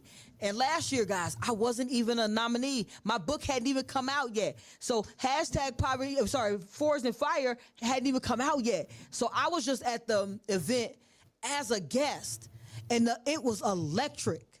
It was electric. I was around there. I was talking to individuals, looking at their books, watching Frederica with her sons, watching Farron with her daughter and her son. I mean, it was a moment of showing that Black excellence exists, that we have something to offer, and that we bring something to an event. Not only just glamour, it was also intellectual conversation. Guys, don't miss out on that event. November 7th, get your tickets, Theater 47. We will be there at 6 p.m. that Friday. When you get off work, get your dress, put your tux in the car. Make sure you freshen up and get to that event. We are going to be doing it big. Now, same thing as last week. If you go to the link that is going to be below, and you buy a ticket, put Rachel L. Gary in the notes, you get a copy of #Poverty to Six Figures on me. I'm looking to help people grow 100,000 people to find success. Within these pages, very thin book, but very informative. Get your copy by going to the Eventbrite, looking up Distinguished Authors Guild, get signed in for that event, put Rachel L. Gary in there for your ticket, and bam, this book is yours. A signed copy in person, where we will also take a picture on the red carpet. Be ready. So, as a Distinguished Author Guild nominee Black, What do you foresee for the 7th? Is this your first award show? No. Okay. So tell us about those other award shows. Oh wow. There was one that I co-wrote a book with actress comedian Kim Cole, and that was an awards banquet, and it was beautiful. It was beautiful. Then there was one where I won the Langston Hughes award, and that was here in Baltimore. Another one, I had to go to New York to win that one, and that was the Lifetime Achievement Award. To that one, I had won the Lifetime Achievement Award. There was another one where it was the community. I can't remember the title; it's so long. It was also here in Maryland, and I had won that award. And I'm packing to move. I was about to look at where I usually have the awards at, and so I've been to several award shows and banquets that held it, and most of them I had been nominated for. Some has been nominated for people that I knew, and it was amazing. They were all amazing. I was on another podcast, if you'll have me, and they asked me a question similar to that, and I told them, I said, I seen some of the last year's awards for DAG, and it's not me comparing them with it, but for DAG, it's just different. And when I say it's different, because the whole process was different. When I was nominated for the other awards, you're nominated, you hear about it, you got to submit information, you got to pay your fee. They tell you where it's going to be and when it's going to be, and that's it. That's all you get. But with DAG, I can honestly say, DAG, you get more than just that. You get the ambassadors. You get your phone chiming every 2 seconds. And it's a good chime because they're telling you about other things such as collaborations, about being on shows, talking to one another. If anyone, whether it's a nominee, an ambassador, or somebody's working behind the scenes, they want to make sure you have that information so they don't skip a beat. But what's more important to me that I find with this show, and I'm not putting down anybody else's show, is getting to meet some of the ambassadors, and that was even online, that I met some of them, that they're talking back and forth to each other. And that's just something that I said, wow, that to me, that's powerful. I wouldn't be surprised if DAG didn't elevate itself beyond the BET, because that's what I would be looking for with it. And it doesn't have to be a red carpet. It's just what DAG seems to be all about for me. And I just can't wait to just be in the presence of greatness. And that's the way that I look at it. I want to say that I couldn't have said that better, and I don't think I should add anything else to that. But I would say get your tickets for November 7th. It is definitely an experience. As an ambassador, we celebrate authors. We are providing their information. As I said, we all have nominated books, but as an ambassador, we are looking to elevate every single person that is a nominee. You are going to see books on my page that are not mine. You're going to see links in the chats. You're going to see links everywhere, because we are looking for everyone to grow. Not just I grow. It's I grow, you grow, we grow. It's a team effort. So I am so appreciative to the ambassadors.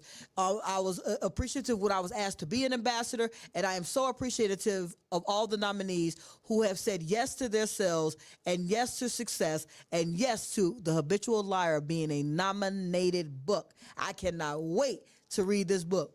So, Black, closing words. Let everybody know where they can find you and where they can find your award-winning books and your new book and The Thing.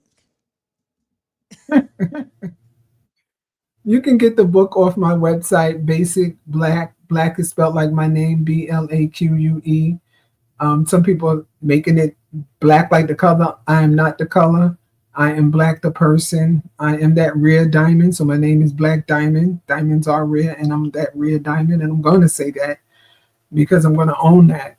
You can also go to Amazon to catch it if you can't catch it on my website. Barnes and Nobles also have it. You can catch it there. The thing is going to be something that you would have to be invited to in order to attend that. So that's one of the things. To see the thing, you're going to have to be invited to see that thing, because it's very special. And I'm not saying other people can't see it, but there's some people I would love to get their feedback from it. I would definitely love to see Rachel's expression once she sees it. She's going to look and say, Black is crazy. Because I feel crazy just thinking about it. She got some excitement. I truly do. When I told my daughter about it and I showed her the thing, she just looked at me. And I said, yes, that's what people are considering book 2, but it's really thing 2. So Dr. Carolyn, if you are watching, don't mess with your niece to try to get the information from her, because she's not going to tell. I got a gag order on her. So she's not going to tell. On the baby. Hold on. So Black, spell out the website. Is Basic Black Diamond, or is it just Basic Black?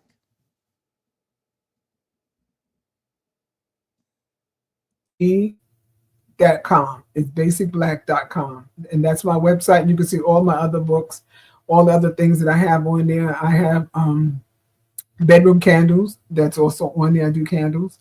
I have pillows, affirmation pillows. That's also on there as well. So they'll be able to see that. I have a new website that's coming up. That one is called The Renaissance Coach, because I am the Renaissance Coach. I do coaching. My coaching is informal or informed parent coaches, which I'm a trauma-informed parent coach. So I'll be doing some of that. All of that is just coming about since COVID hit. I had stopped, but now I'm back, and I'll be doing the trauma-informed parent coach. And I decided to pull that because I've been through a lot of trauma, and I've had to parent myself. So I'm ready to help anybody else that has been through it, because most people say, you don't know, you don't understand if you haven't been through it yourself. Well, I've been through a little bit more than what people may believe. So I do that as well. And I am so excited to join BHC. So my channel is Access Granted, and I can't wait for them to get a hold of that. I'm just like you mentioned in the beginning, going through some things, and I'll say that I'm going through the death of my son, and some health problems with my mom right now. So I have just been trying to take it one day at a time and do whatever I could one day at a time. But I'll be back real soon to, that's Access Granted. That's exactly what it's going to be. And I'm just excited. So we're building on that, and we're working on many different projects. I'm working on a television show that I want to air weekly. It's something that is needed, and it's something that I had not seen. So if people will say that I'm keeping secrets, I said, no, I'm just minding my business and keeping my business straight until I know that it's time for it to come. And I will know when thing 2, it's time. And it's just not time yet. A lot of things are surrounding it. I have to say, I am very aware of something that you just said about people think you're secretive. Now, I'm going to give you guys, I have a daily, I'm not going to say mantra. I have a daily 4 things that I tell myself every day. I say, I think with law. I act with identity. I build in silence, and I become through thought. So a lot of things now, I am also on BHC Network with CEO State of Mind. Until a week before we were live, I didn't tell a soul. The only person that knew was my wife. And my kids knew because they helped me with the logo, but no one else knew. Because at the end of the day, sometimes you must build in silence so you can see it come to fruition, and then release it. It's different when you, because a lot of times you get everyone's opinion. Everyone got an opinion about something. And you don't need that when you are trying to figure out what you're going to do and how you're going to do it. So I am huge on building in silence and then coming forward with it. So I appreciate that you said that it's not her being secretive, it's her building her dream. So when it comes to reality, it comes to reality the way she envisions it. That's how I see that. One thing that Rachel forgot to mention, she can describe herself as she wants to, but I describe it as intentional, and I just love I love her for that, and I love saying she's intentional for everything she say and do. So that's just my thing about Rachel. She is intentional, and it's just she's just been amazing on the You guys show. gave me the name.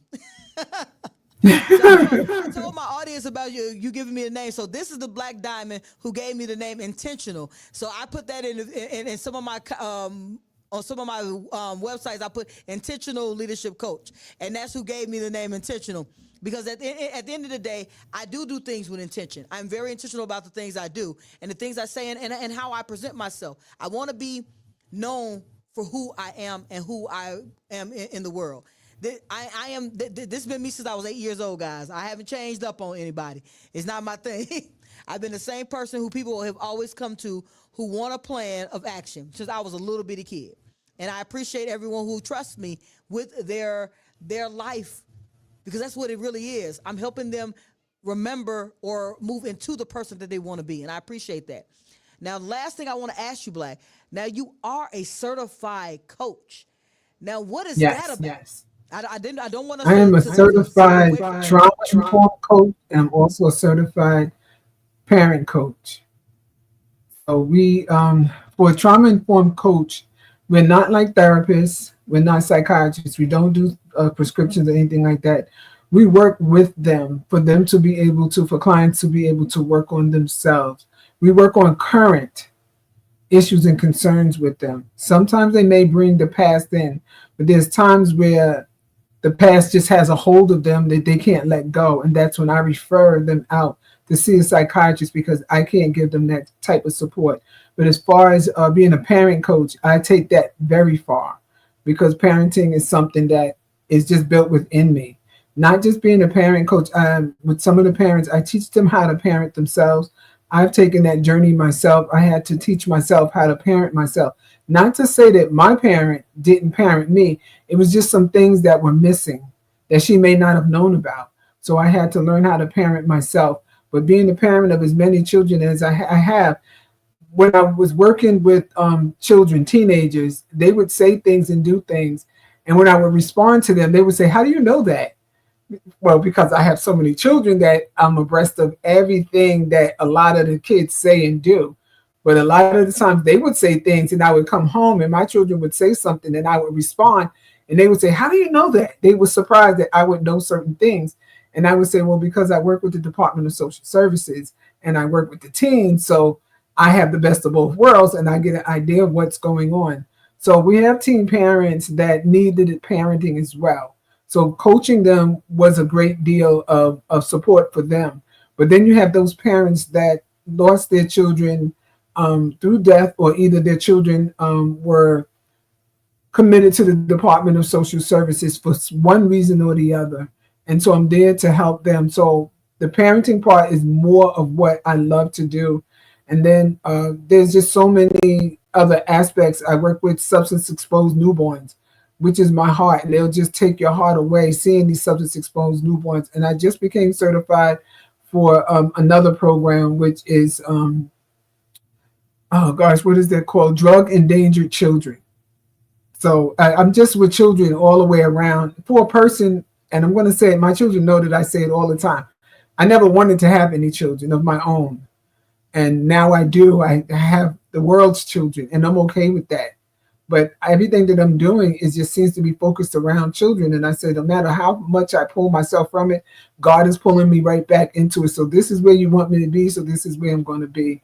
But I pull the mental health part in there as well. And like I said, I'm working on something with someone else about the mental health part, because these children come into care and there is mental health all over the place, not just for them, also for the parents. But then you have vicarious trauma, which can traumatize the workers that's working with them because of maybe the way that the child came into care. And they do get attached to these children. So I just work with anyone, almost anyone. There is a population that I will not work with. And I'm just being honest. I just can't see me doing it.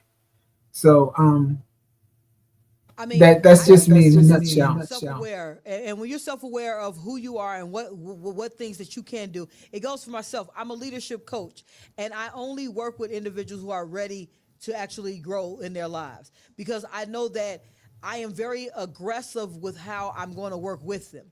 It's an aggressive plan of action. And people who are not ready for someone holding them accountable, I say, I'm not the person to talk with, because I'm going to hold you accountable to your success. And some people are not for that. And I'm not in your face. I am very respectful, but I am going to hold you accountable, and I'm not going to waste my time. So, and to me, that is being aware of the demographic I want to serve, the demographic I want to help, is a person who really wants my help, not the person who thinks they want my help. Go ahead. So one of the things that I find interesting is learning about other countries and their culture with things like this trauma course that I took to become certified. That was from Canada. And I learned so much from Canada and the way that they do things that I know that I'm going to incorporate it here. And then with adoption and foster care, I worked with adoption in India. And I was shocked and surprised and grateful that they were able to teach me what they have taught me when it comes to adoption and children in their country. So I've been working with other countries about things that I'm working on. So I have an understanding of how things work and how things can change, because some things that work for them may work for us as well. And children are children, so it shouldn't matter where they come from. They still need the help and the support. And if I can do that, help and support, then I will.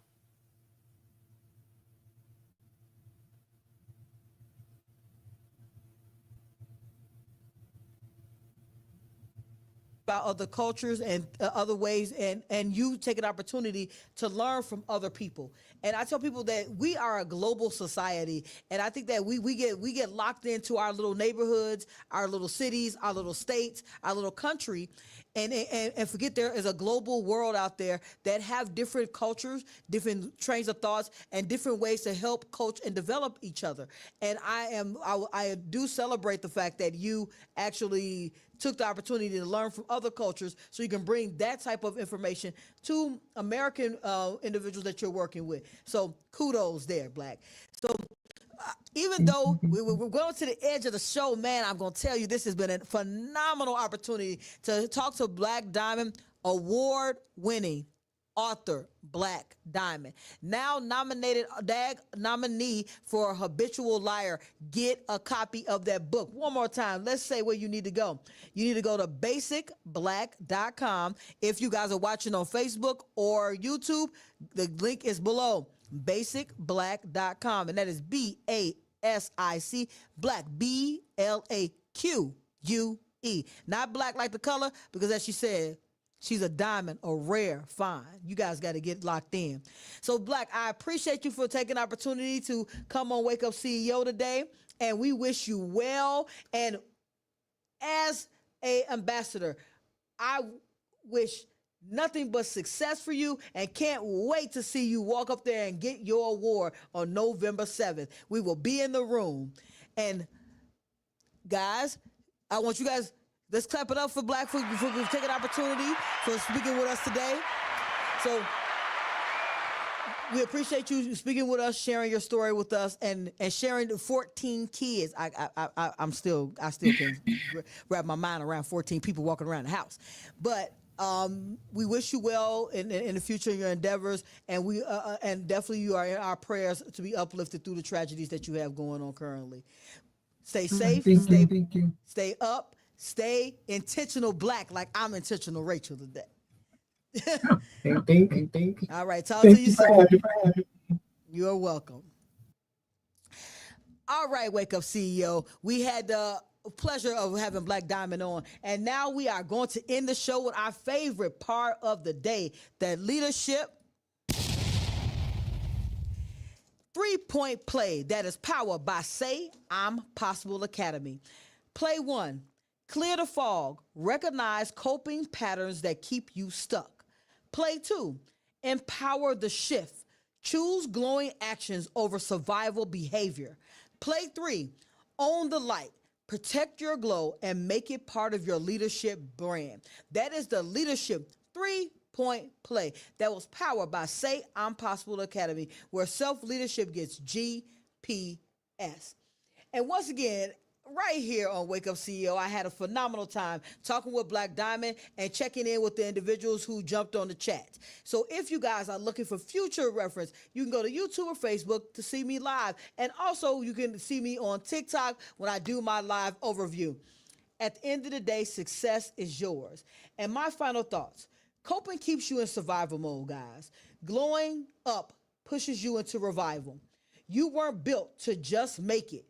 You were built to shine.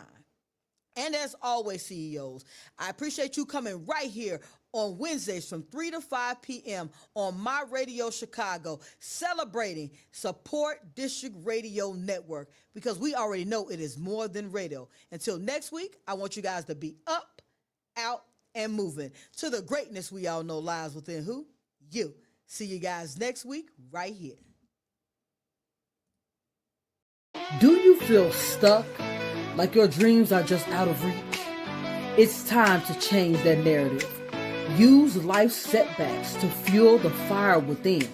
I'll walk you through the exact steps I took to move from $7 an hour to multiple six-figure success. The roadmap includes practical strategies, real-world mindset shifts, and the habits that help me rise against the odds.